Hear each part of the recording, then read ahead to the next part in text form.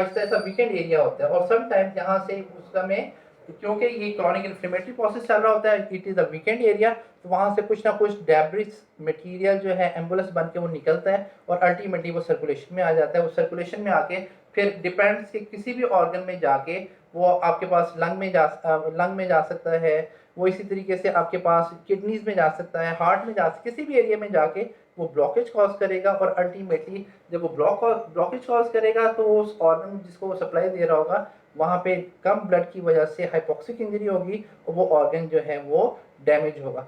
तो आपके पास solid embolism आपको समझ आ गई कि ये दोनों पल्मोनरी भी कॉज करते हैं और सिस्टमिक भी कॉज करते हैं। तो और जो जो major cause is the thrombus, thrombus जब बनेगा वो अल्टीमेटली इस तरह से ब्लॉकेज कॉज करेगा। नाउ सॉलिड के अंदर कुछ और एम्बोलिज्म्स भी हैं, मिसाल के तौर पे फैट एम्बोलिज्म एंड इसी तरीके से फैट के अलावा very important being the bone marrow.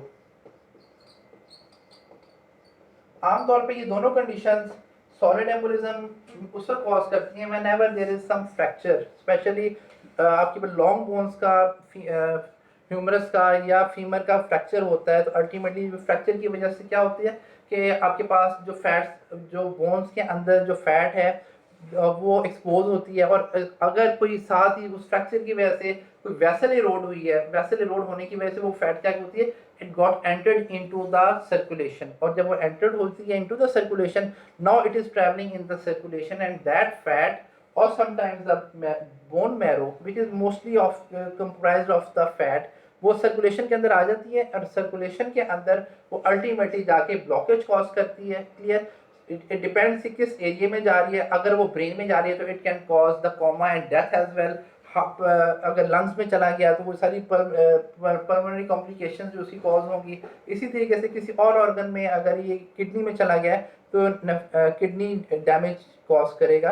तो ये किस तरह से होता है? आमतौर पे the cause of this fat embolism और the bone marrow embolism is the fractures of the long bone, specially of the lower limb और ऑफ द अपर लिम्ब। और स्पेशली अगर फ्रैक्चर के साथ आपके पास जो वेसल्स है, नियर बाय वेसल, उनका इरोजन हुआ है, वो अगर रप्चर हुई है, वो जब रप्चर हुई है, एक्सपोज हुई है, वैसे तो ऑब्वियसली कोई एंट्री की जगह नहीं थी। वेसल तो आपको पता है कि they are lined by the obviously 3 layers. अब उसके अंदर कोई मटेरियल ऐसे तो नहीं जा सकता जब तक वो इरोड नहीं होगी, वो जब डैमेज नहीं होगी। अगर वो डैमेज हुई फ्रैक्चर की वजह से, कोई ट्रॉमा की वजह से फ्रैक्चर हुआ और उस ट्रॉमा की वजह से वेसल भी इरोड हुई, नियर बाय वेसल जो कि बोन के साथ ही, उन दोनों की इरोजन की वजह से फैट निकली बोन में से और वो एंटर हो गई इनटू द सर्कुलेशन। अब वो सर्कुलेशन के अंदर जो है वो ट्रैवल कर रही है ब्लड वेसल्स के ज़रिए से और अल्टीमेटली किसी भी ऑर्गन में जाके वो ब्लॉकेज करेगी और अल्टीमेटली उस ऑर्गन को वो डैमेज करेगी। अच्छा, इसके बाद जो है the important is the air embolism. जैसा मैंने आपको बताया था कि एम्बुलेंस का कुछ भी मटेरियल हो सकता है। इट कुड बी सॉलिड, जिस तरह अभी मैंने आपको पहले बताया थ्रोम्बस वो एक सॉलिड था। इसी तरह से फैट एक सॉलिड चीज़ है, bone marrow cavity, bone marrow एक सॉलिड चीज़ है। इसी तरीके से some time even the gas can, air can cause the embolism as well. Air किस किस तरह से हमारी वेसल्स के अंदर एंटर हो सकती है? The very important being the during the surgery, open heart surgery के अंदर आपके पास क्या होता है, जब आप सर्जरी कर रहे हो तो ऑब्वियसली जब स्पेशली जब वैस्कुलर सर्जरीज हो रही हैं तो देयर आर चांसेस कि आपके पास एयर जो है that got entered into the circulation. अब लेकिन जो है the small quantity of the air does not cause any complication. Complications उस वक्त आती हैं जब 100 ml of the air, 100 cc of the air got entered into the circulation. अगर इतनी हाई क्वांटिटी के अंदर अगर एयर एंटर हो जाती है बॉडी के अंदर, वेसल्स के अंदर, तो ये कॉम्प्लिकेशंस कॉज करती हैं और कॉम्प्लिकेशंस बहुत ग्रेव भी हो सकती हैं। इससे पेशेंट की सडन डेथ भी हो सकती है।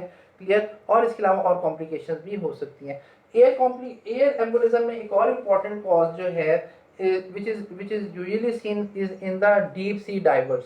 डीप सी डाइवर्स जो कि बहुत डीप सी में जाके एक्सप्लोरेशंस करते हैं, मुख्तलिफ जो है अपने जो डीप सी में जो डाइवर्स जाते हैं, मुख्तलिफ जो एक्सप्लोरेशंस होती हैं उसके लिए, उसमें क्या होता है कि हमारी एयर जो है एक ख़ास एटमॉस्फेरिक प्रेशर के अंदर जो है हमारी बॉडी के अंदर एब्जॉर्ब हो जाती है।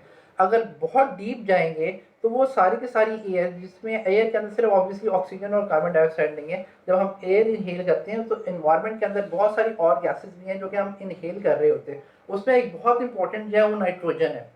नाइट्रोजन क्या है कि जब आप बहुत डीप जाते हो तो वो बॉडी के अंदर जो है वो डिजोल्व हो जाती है। क्लियर?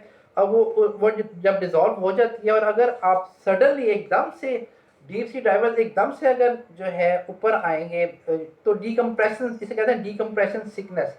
तो वो जब डीकम्प्रेशन होता है तो वो जो एयर जो कि एब्जॉर्ब थी बॉडी के अंदर मुख्तलिफ ऑर्गन्स के अंदर, वो क्या होती है कि वो बबल्स की फॉर्म में जो है वो बॉडी के अंदर से सेपरेट होना शुरू हो जाती है। वो बाकी जो डिजॉल्व फॉर्म में थी वो डिजॉल्व फॉर्म में नहीं रहती, वो बबल्स की फॉर्म में खास तौर पर नाइट्रोजन वो निकलना शुरू हो जाती है। और अल्टीमेटली नाइट्रोजन क्या करती है कि कॉम्प्लिकेशंस कॉज करती है। और ये जो गैस है, ये जो एयर है, जो मुख्तलिफ वैस्कुलेचर्स को जाके ब्लॉक करती है और अल्टीमेटली ऑर्गन डैमेज। इस डिजीज को कहते हैं केजन्स डिजीज।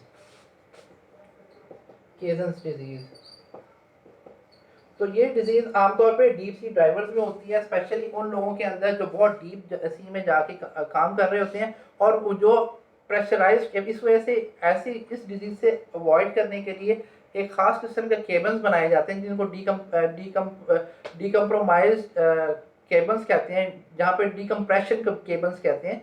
कि डीकम्प्रेशन होती है वहाँ पे आपके पास, जब वो वापस सरफेस पे आती है तो बेसिकली एकदम से एब्रप्टली नहीं आते, वो डीकम्प्रेशन कैबिन के अंदर थोड़ी देर के लिए रहते हैं, जिसकी वजह से क्या होती है कि आहिस्ता आहिस्ता वो एयर जो है वो जो जो डिजॉल्व फॉर्म में थी वो आहिस्ता आहिस्ता से निकलती है। अगर एकदम से वो आएंगे डीप सी से एकदम से ऊपर आएंगे, सरफेस के ऊपर आएंगे, तो वो बबल्स की फॉर्म में नाइट्रोजन निकलती है। और वो बेसिकली ऐसे पेशेंट जब वो सी एल लेवल के बिल्कुल ऊपर आते हैं, उनकी जो है बहुत जो इंपॉर्टेंट डैमेज आता है वो मसल्स के अंदर आता है। मसल के अंदर इस्केमिक निक्रोसिस हो जाते हैं और मसल उनकी वेस्टिंग हो जाती है।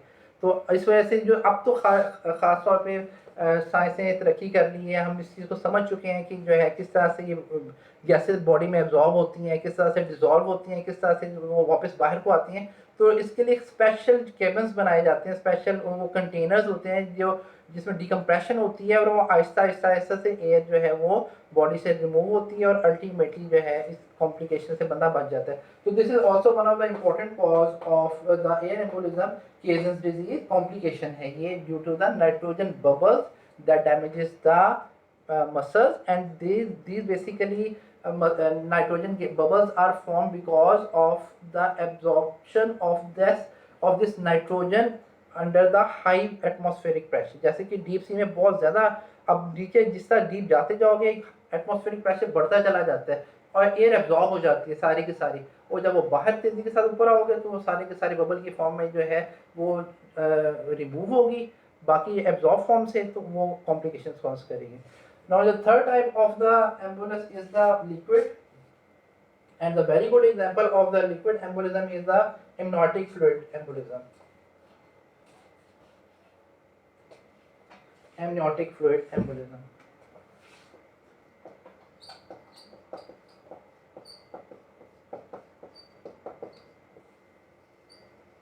एमनोटिक फ्लूइड बेसिकली क्या होता है? एमनोटिक फ्लूइड जो है वो फ्लूइड है जिसके अंदर फीटस की ग्रोथ हो रही होती है।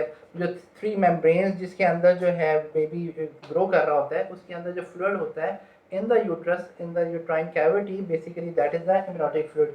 अगर ये amniotic fluid obviously that is separated from the mother circulation, और अब ये जो है एमनोटिक फ्लूइड में बच्चे की ग्रोथ हो रही होती है, उस फ्लूइड के अंदर बच्चा स्विम कर रहा होता है, उस पर उसके एक्सक्रीटा जा रहे होते हैं, उसके मुख्तलिफ जो बायोकेमिकल उसमें रिएक्शंस हो रहे होते हैं।